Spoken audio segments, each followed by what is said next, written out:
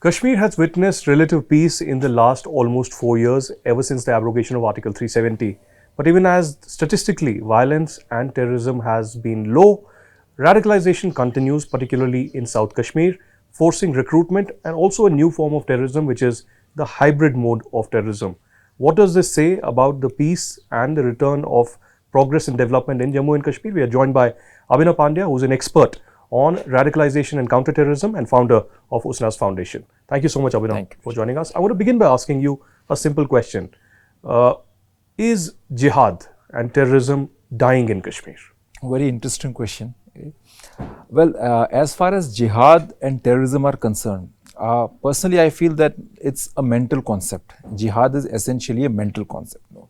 Now coming to the, I would say, implementation aspects of it, now that translates into, I would say, extremism and acts of terrorism.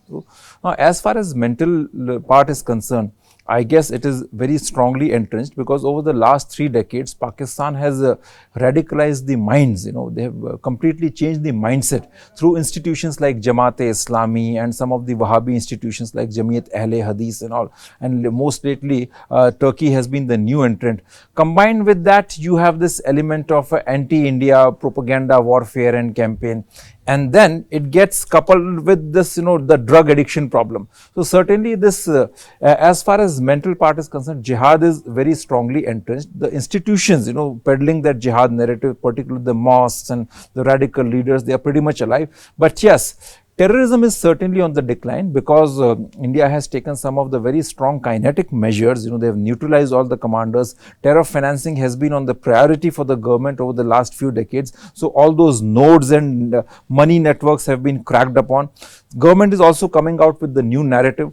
Post abrogation of Article 370, there is this new generation, I would say, and though it's a very small part, but still a new narrative is coming up and it's gaining ground. That in the previous regime, they were simply exploited by the religious extremists or the corrupt politicians. Now there is a lot more which India can offer. That includes employment, a new kind of development opportunities and progress. Okay, and I feel that it may take some time, because this generation is one which has been brought up on war, violence and radical thoughts and ideas. But definitely maybe after like 5-10 years, once these changes are floating in the society, Kashmir will be back to its original self, which is more of liberal and more of Sufi thought. What about the groups that were active in Kashmir, who were involved in this radicalization process, particularly the Hurriyat and JKLF in Srinagar and neighboring areas, and particularly Jamaat-e-Islami in South Kashmir?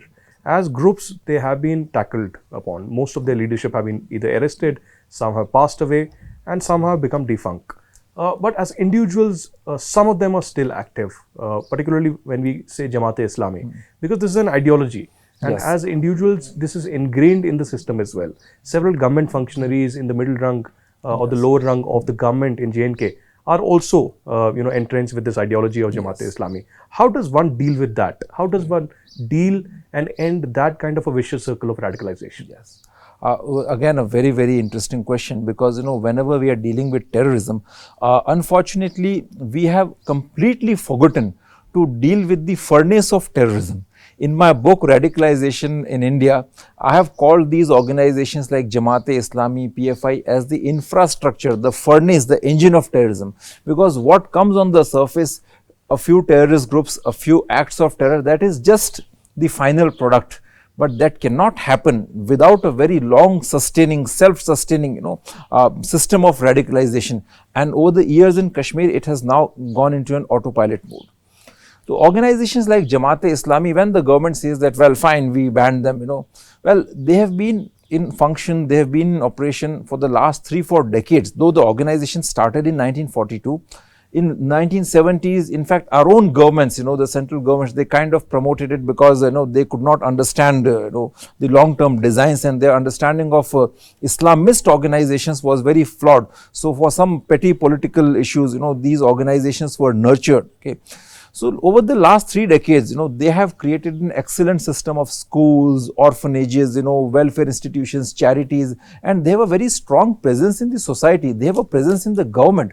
So government needs an entirely different 5-pronged strategy. First of all, we need to identify the key coordinators who are the masterminds, something which Israel has done. Simply killing the young upstarts who are joining the militant organizations in some encounters, that is fine, because as far as neutralization is concerned, but that won't make much dent in this, this infrastructure of militancy.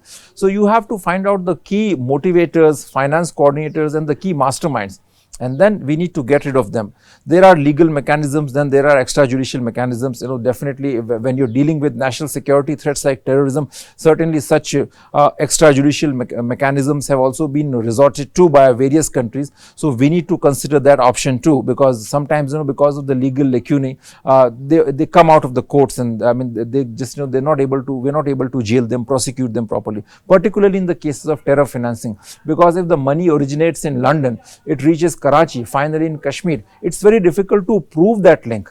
Secondly, we need to get all these people out from the government. We need to shun them. Now, again, they have to be different mechanisms. You either send them on deputation to different parts of the country, or, if they are involved in financial corruption, get them out. Or if they are involved in anti-India propaganda, we have to get them out. Then we need to crack down the education infrastructure of Jamaat-e-Islami. Then we need to crack down their presence in the intelligence and presence in the state institutions, particularly in the academia, in the colleges and universities.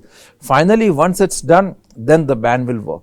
How about the influence of Pakistan in Jammu and Kashmir? Initially, we saw, of course, as you mentioned, yes, the Hawala racket that was very much active. The NIA crackdown post 2017 has helped to a great extent to end that, to, not fully, but mostly, I would say, through the, Uri trade route or many other trade routes. And of course, there are other mechanisms as well.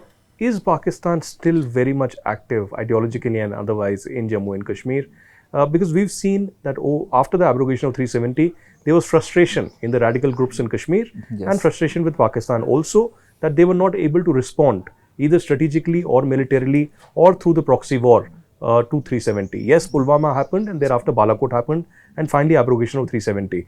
But what is Pakistan's endgame right now with the kind of pressure they face from FATF, the economic collapse, the political collapse, and their own security challenges internally? Whenever we talk about the Pakistan factor in Kashmir, there is something which we really need to ponder upon. Pakistan has always been insecure about its presence and influence in Kashmir. Let's go back to 50s or 60s, Pakistan, especially they had to invade Kashmir in 1947 because they knew that Mr. Sheikh Abdullah is not going to join them, so it was Jinnah's decision. Later they knew that Kashmir doesn't have that strand of Islam which is required to make them, mobilize or rally on the ground of Islamic, extremist, principles. So they floated all these, terrorist groups and all these extremist organizations to bring that mindset in the people's, in the society at large, so that you can have a terrorist radical movement on a long-term basis. Now, even now they feel that, as when India gets strong, especially with the military measures or with the counter narrative, Pakistan feels that, they might lose the ground in Kashmir, because this ground is very shaky, okay. For Kashmiris, it has always been like, Pakistan is trying to, claiming to support us. What have they done? So actually, I could actually really interview some militants who came from Pakistan, and for my research, I spoke to them. Some of them were hardcore Jaish and Lashkar, Mujahids, and they said that, why are they even sending us here? Because we are living in the mountains, and the Kashmiris are having gushtaba, like they are having mutton, chicken, and excellent food, everything perfectly fine in their homes, and we are doing their fighting.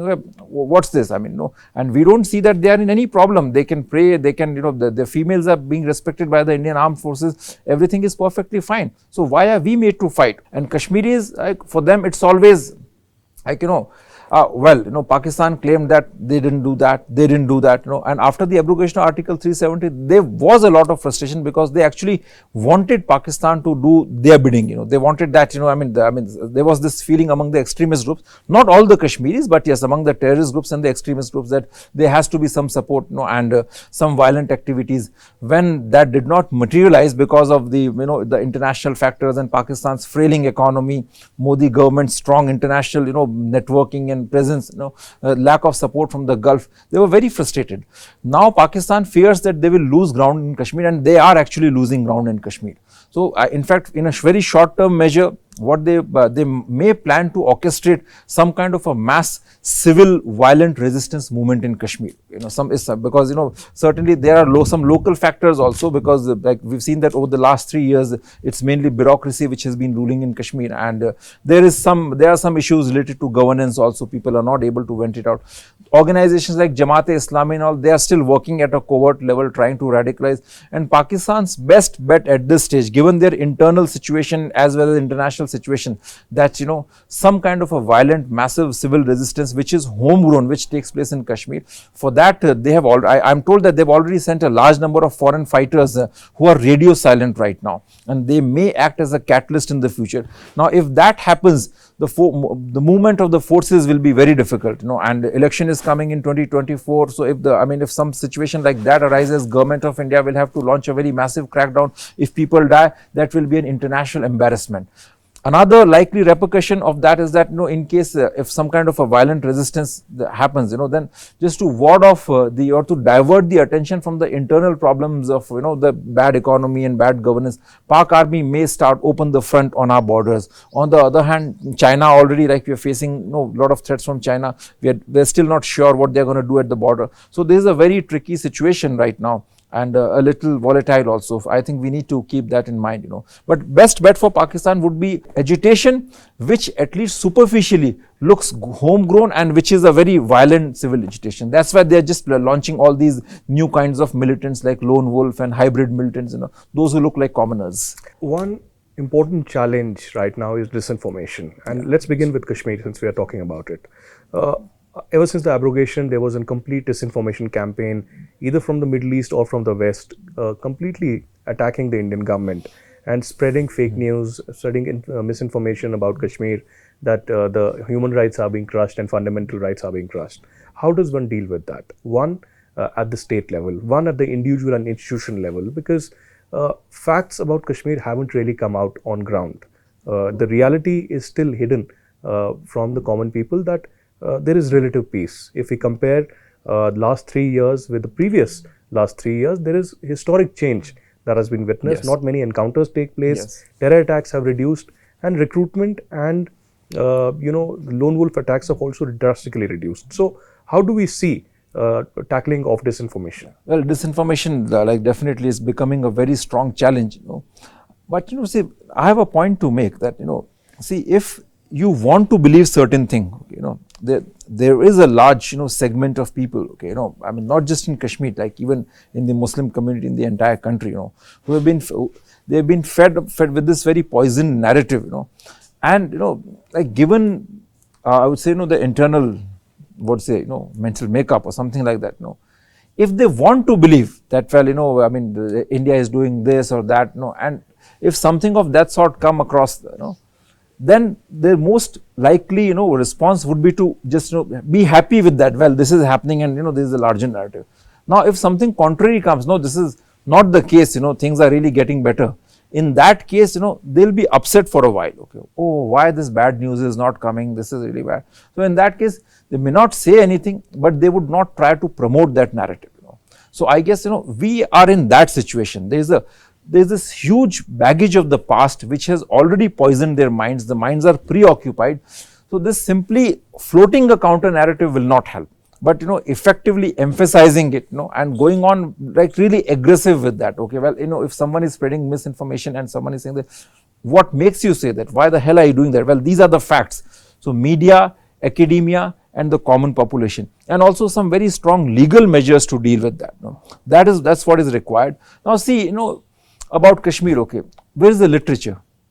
I wrote in detail about Kashmir in my book Radicalization in India and Exploration. After that, I have written 2 more books. One is on terror financing in Kashmir, and the other one is on Jaish-e-Mohammed. Since I was working on the ground, I was with the governor, so I had that access, and I could really get some insights, And these 2 books, they'll be published by some international publishers. They will bring out all these things, like how the mainstream politicians and how the separatists, they formed a nexus to radicalize people and just do all sorts of nasty things in Kashmir. But the literature which is is currently prevalent in the American academia, it has been written by people whose credentials are strongly doubtful, and that is completely flawed and anti-India, and not just anti-India, but that's false, that's fabricated, They're simply picking incidents in isolation, blowing them out of proportion, and trying to, poison the mindset in the West. So I think that's where we need to, really intervene and, float a right narrative. And we need a quality research work apart from what's going on in the social media. That's perfectly fine, because, making noise is good as far as, it holds good. But definitely we need some good, concrete, quality research work, documentaries like what you are doing. I've seen your excellent documentaries on Balochistan and the one which your channel made on Kanhaiya Kumar. Things like that, these things are needed. Well, in the overall umbrella of information warfare and disinformation, there's also these reportage that happens from the West and Middle East, be it from Al Jazeera and TRT, or from New York Times, Washington Post, to some extent from CNN and BBC as well, completely attacking India and tarnishing the image of India, picking up small incidents or ideologically hitting at the Indian government, and of course particularly on Kashmir, on CAA, on Khalistan, and several similar matters. How does one deal with that? And do you think that in this kind of an information warfare, there is involvement of the deep state as well to a great extent? Certainly, yes. The deep state has always been involved in this kind of a propaganda war right from the beginning. Unfortunately, in India, the civilizational India always had a very strong strategic culture. If you go to Mauryan times and all, we have like really great texts on intelligence and spies and all. But post 1947, our approach to into matters pertaining to intelligence has been very bureaucratic, jaded, and outmoded. So I think that has been a major barrier. But yes, from the West, the deep state has always been involved, because they are very innovative, and these media outlets and these charity groups like Clifford Smith spoke about all these charity groups and human rights groups and advocacy groups related to terror organizations and all, floating this flawed narrative and all. So I think there are two ways to deal with that. First of all, we have to be confident and we have to accept them. We have to accept them as national security threats. They are not just naive information peddled by some champion of the freedom of expression or someone like who is plainly a media guy. Okay, they are like assets, or they are agents related to some deep-rooted intelligence actors, state sponsors or non-state actors. So we have to take it that way and then come out with a firm response. Response can be at many levels. Response can be at a very I would say open level, in which you come out with academic counter, media counter. Then the response has to be at an intelligence level also. Response has to be at some kind of a covert tactics also that which you need. Okay, like some of these newspapers, news organizations, if the people are coming here, who are they meeting finally, and what brings them here? What is the money trail? Okay, and definitely all these are the weak points, where you can start leveraging them. Okay, better surveillance, better intelligence tracking. Okay, and then a counter narrative. Sir. Thank you so much for joining us. Thank you very much. Thank you.